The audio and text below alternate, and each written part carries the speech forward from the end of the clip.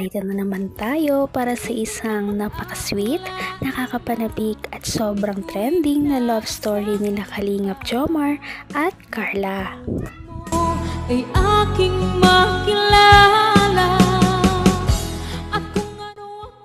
Para sa pagpapatuloy ng ating love story ay medyo malungkot talaga ang ating istorya ngayong araw dahil medyo nagkakaroon ng hindi pagkakaintindihan ang love team ni Kalingap Jomar at Ate Carla. Ngayon nga ay dumalaw si Kalingap Jomar sa bahay nila Ate Carla, ngunit wala daw ito.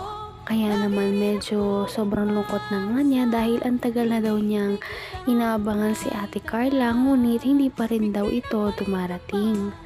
Kaya naman nagmuni-muni muna siya at inalala ang mga memories nila doon sa waiting shed kung saan dati ay palagi silang nagkikita.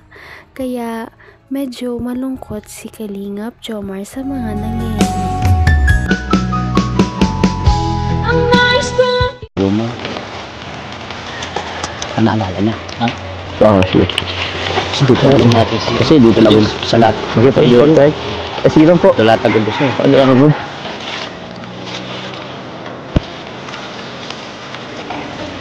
Grabe. Hindi eh. Alam mo ba, dito ko rin na si Carla dati eh. Kasi dito lang sa lahat kayo. Dito siya nakapwesto dati eh. Nga po. Tapos din sa unahan, sa may tundahan. Dagan na rin kami dyan. Nagkanta rin kami dyan.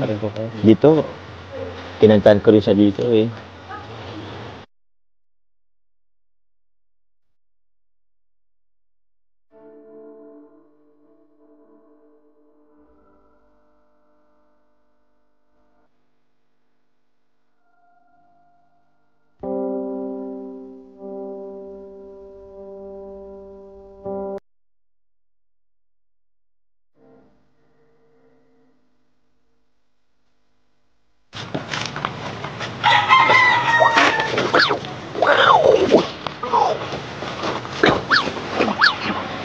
Tara bro. Ay, tara bro.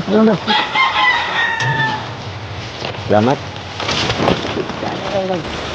Jomar, ano kung gagawin natin dito kay Jomar? Wala kang sa Ate Carla dito? Kasi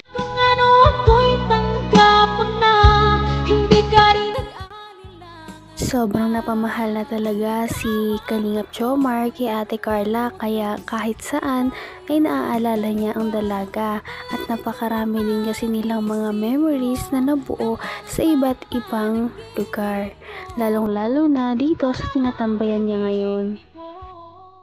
Kasi kay Ato, naalala ko lang yung mga panahon dati. Yung anytime bang pwedeng punta natin si Carla, madali lang puntahan. Tsaka matagal na rin yung huling pagpunta natin dito. Nga po. Tsaka dito rin kami unang nagkakilala ni Carla.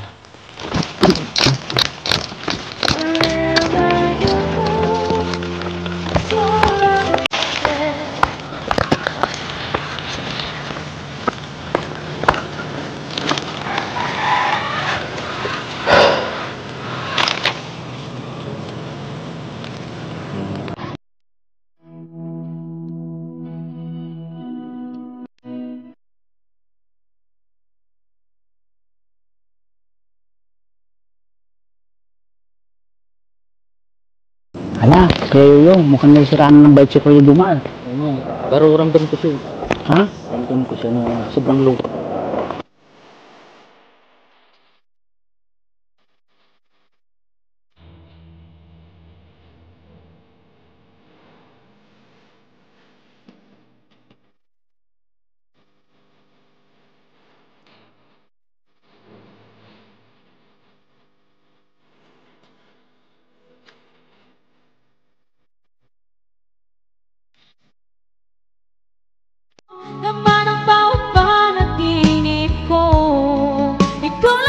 Sa sobrang lungkot ay parang masisiraan na nga daw ng bait si Kalingap Jomar dahil sa lubos na pagkamis kay Ate Carla. Ano nga ba kasi talaga ang nangyari?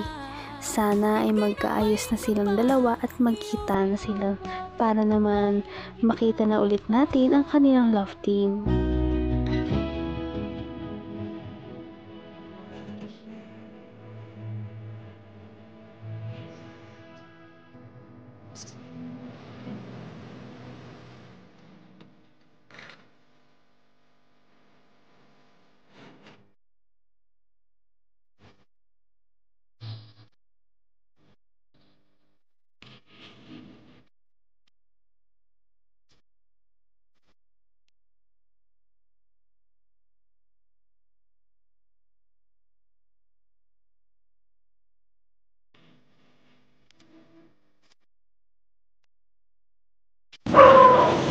Papa Joms!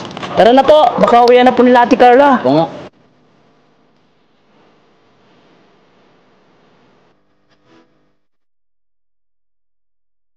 Kain po kay Jomar. Kita niyo po kayo Ate Carla.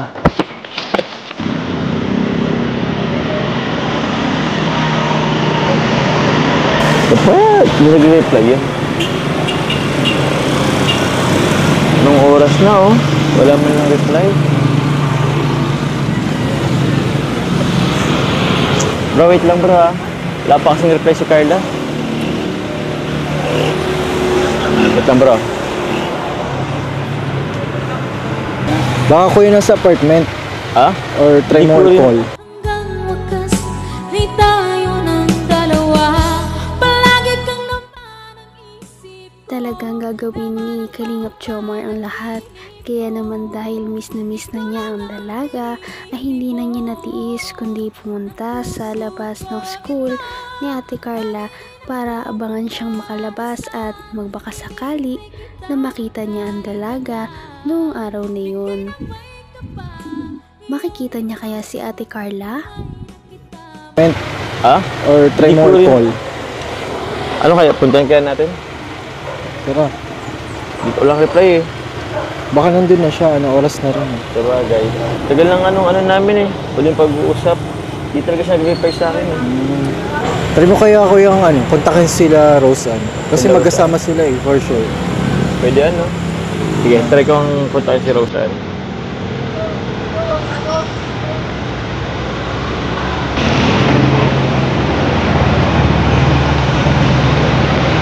Bro, wala talaga bro? Puntahan na lang natin? Okay, punta na natin.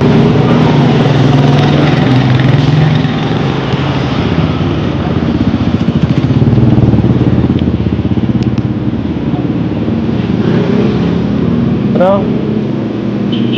Ano kuya? Dito kayo si Carla? Ito po! Chat ko muna si Carla. Ay. Saan naman mag-reply or mag-ano sa tawag ko si Carla? Try kong tawagan ulit.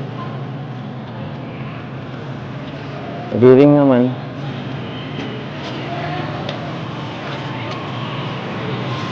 Nag-ring naman bro, oh.